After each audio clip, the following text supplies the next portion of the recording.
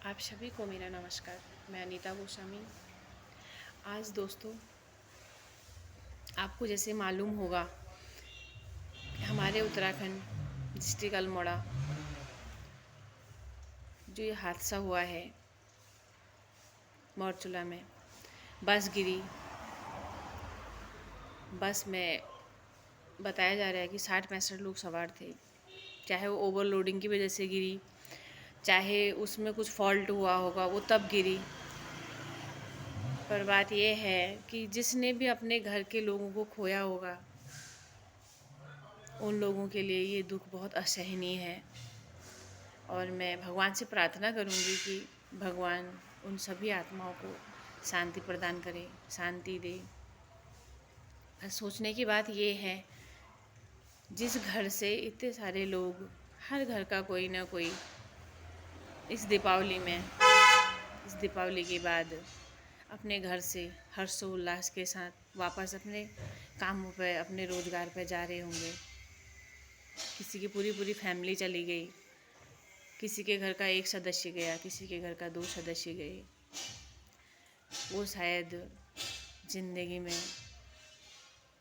अब दीपावली को इस तरीके से या कभी सेलिब्रेट नहीं कर पाएंगे या उतने उत्साह के साथ नहीं मनाएंगे, क्योंकि इस दीपावली उनको बहुत बड़ा दुख मिला है। देखा जाए तो हमारे उत्तराखंड की जो रोडें हैं, आप उत्तराखंड में कहीं भी जाइए, किसी भी जगह जाइए, क्योंकि मैं भी बहुत जगह जाती हूँ, तो मैं भी यही देखती हूँ, हर जगह रोड की हालत बहुत ख़राब है, बहुत ख़राब है। अगर बात आई बस की, तो बस तो चलो 6 महीने में या साल भर में एक हादसा सुनाई देता है कि ऐसा हो गया है।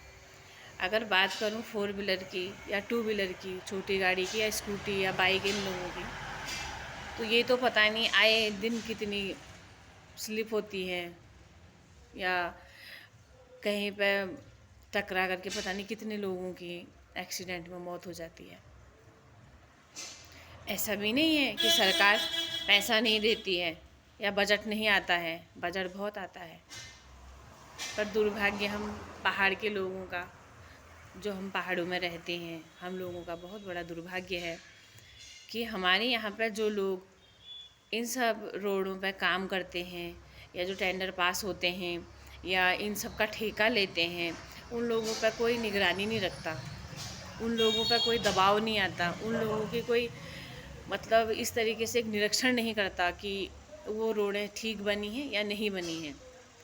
अगर अभी वो रोड बनती है तो वो एक ही बारिश में पूरा ख़त्म हो जाती है, कहीं से टूट जाती है, कहीं गड्ढे हो जाते हैं। पता नहीं उन लोगों का ज़मीर कैसा होता होगा कि वो लोग ये ऐसा नहीं सोचते हैं कि जब इतना पैसा आया है तो हम उस तरीके से काम करें, उस तरीके से डामरीकरण करें, उससे बहुत सारी चीज़ों की सुविधाएं रहेंगी।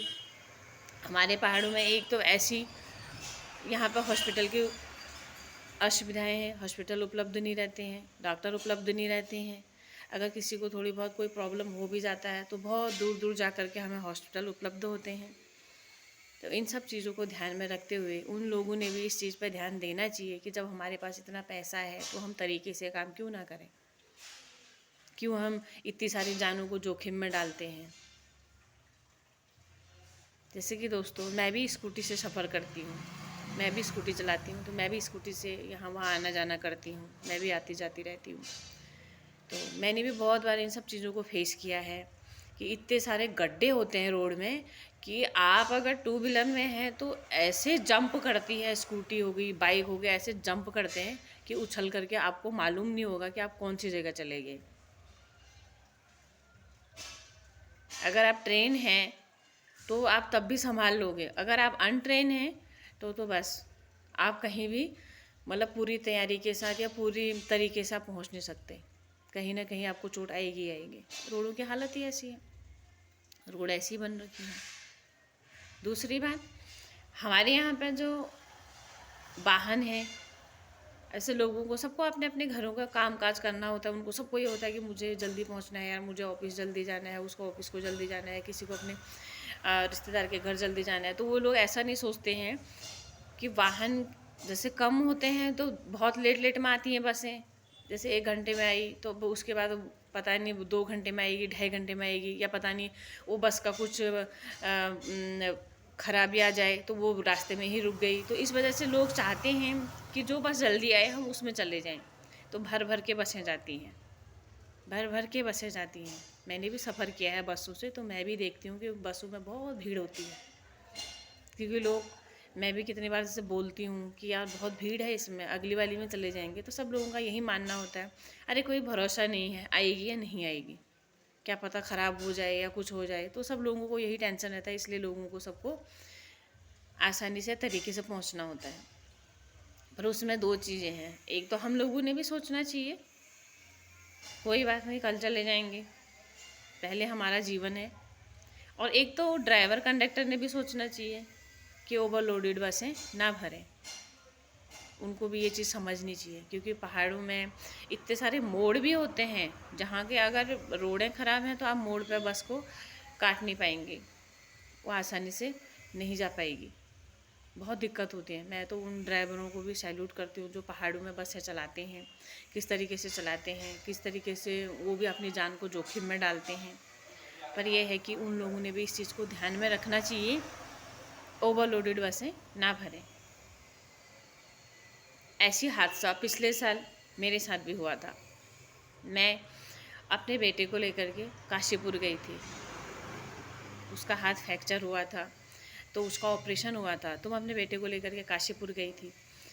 काशीपुर से जब मैं वापस आ रही थी अपने बेटे के साथ, मई जून की बात है, उसको लेकर के जब मैं वापस आ रही थी तो हमारी बस, रामनगर से बैठी थी मैं, तो हमारी बस डोटाल रोड पे ख़राब हुई थी। ड्राइवर ने कहा था कि उसका पट्टा टूट गया है।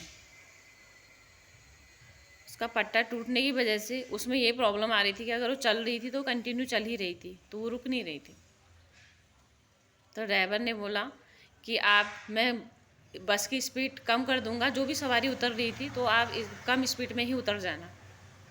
तो मैंने बोला भैया इसमें इतने सारे लोग बैठे हैं, अगर आप इस तरीके से जोखिम में इन सबकी जान डालेंगे और जोखिम में सबको लेकर के जा रहे हैं, और अगर कहीं पे कुछ प्रॉब्लम हो गया और इस पर ब्रेक ना लगा और ये गाड़ी नहीं रुकी तो फिर सभी फिर बस ही में चले जाएंगे, ऐसी फिर एक्सीडेंट होएगा। इस तरीके से आप इस तरीके से ना करो, या तो इसको कहीं पर रोक लो और या किसी मिस्त्री को दिखा लो ताकि ये तरीके से जाए, ठीक हो जाए, उस तरीके से फिर लेके जाना।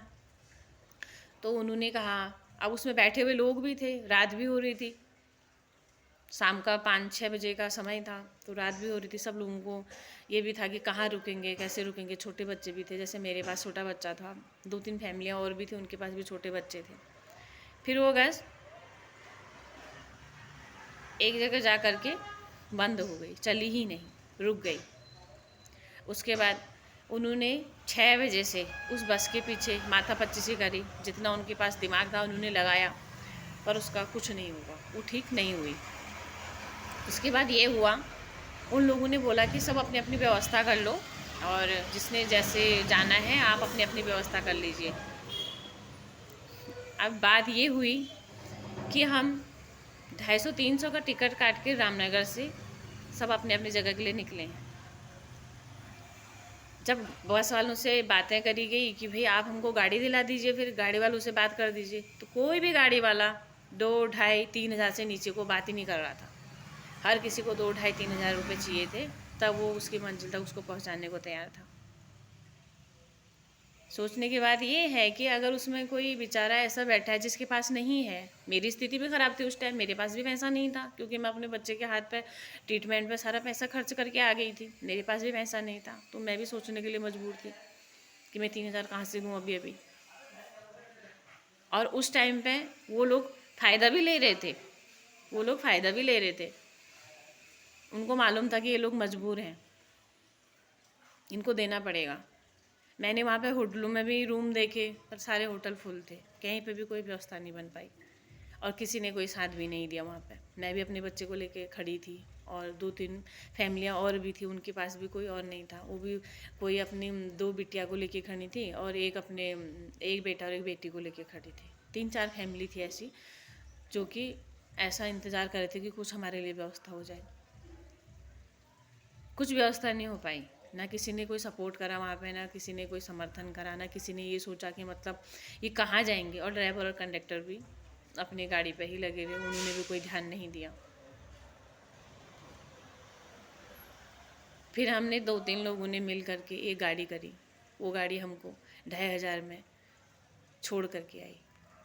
बहुत सारी रिक्वेस्ट करने के बाद, बहुत सारे उसको समझाने के बाद कि भाई आप गाड़ी तो पूरी लेके जा रहे हैं, तो हम इतने लोग हैं तो आप हम सबको ले जा करके हम जितना हमको बटेगा हम सब आपको दे देंगे उतना पैसा। बड़ी मुश्किल से वो लड़का माना, तब वो हमें छोड़ करके आया।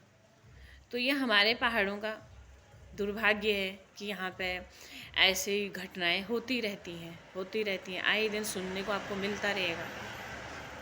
टू व्हीलर का तो आपको मालूम ही नहीं होगा कि कितने टू व्हीलर खाइयों में गिरती होंगी, कितने टू व्हीलर एक्सीडेंट होता होगा, कितने टू व्हीलर से लोग मतलब जान जोखिम में डाल करके। अब जाना तो है ही, किसी को कहीं जाना है, किसी को कहीं जाना है, अपने अपने काम है सभी के, अपनी जान को जोखिम में डाल कर हर कोई जाता है। अगर वो रोडें अच्छी हों तो इंसान 4 घंटे की जगह 3 घंटे में अपने घर पहुंचेगा, और उसको ये डर भी नहीं रहेगा दिमाग में कि मैं कैसे सफ़र तय करूँगा। इन सब चीज़ों पे हम सबको सोचने की ज़रूरत है। अगर हमारे वहाँ रोडों पे काम होता है तो हमारा भी कर्तव्य बनता है, हमारे भी फ़र्ज़ बनता है कि हम वहाँ जा कर के देखें किस तरीके से वहाँ पे वो लोग रेवड़ी कंकर या जो भी डामरीकरण कर रहे हैं किस तरीके से कर रहे हैं। हम भी निरीक्षण करें, हम भी कर सकते हैं, हम भी उनके खिलाफ़ आवाज़ उठाएं, हम भी कहें कि आप किस तरीके का काम कर रहे हैं। काम बहुत होता है, काम क्यों नहीं होता। मैं देखती हूँ, हम भी यहाँ वहाँ जाते हैं तो मैं भी ये देखती हूँ कि हर जगह आए दिन किसी न किसी रोड पे काम चल ही रहा है। फिर दूसरी बार जाते हैं तो फिर वो रोड ऐसी मिलती है, तो इसका मतलब वो रोड पर अच्छे तरीके से काम नहीं करते, अच्छे तरीके से उसमें मटेरियल यूज नहीं करते। अगर वो इन सब चीज़ों पर ध्यान दें कि अब पैसा तो आया ही है, बराबर आया है पैसा, तो उसको तरीके से अगर करें तो वो रोडें अच्छी बनेंगी। कितने सारे लोगों की जान बचेंगी, कितने सारे लोगों का समय बचेगा। इस तरीके से जो हमारा पैसा है जो हमारे से ही जाता है, जीएसटी कटता है, जो हम पे करते हैं हमारे से तो जाता है सरकार के पास, उस पैसे की बचत होगी। इस पर कोई ध्यान नहीं देता।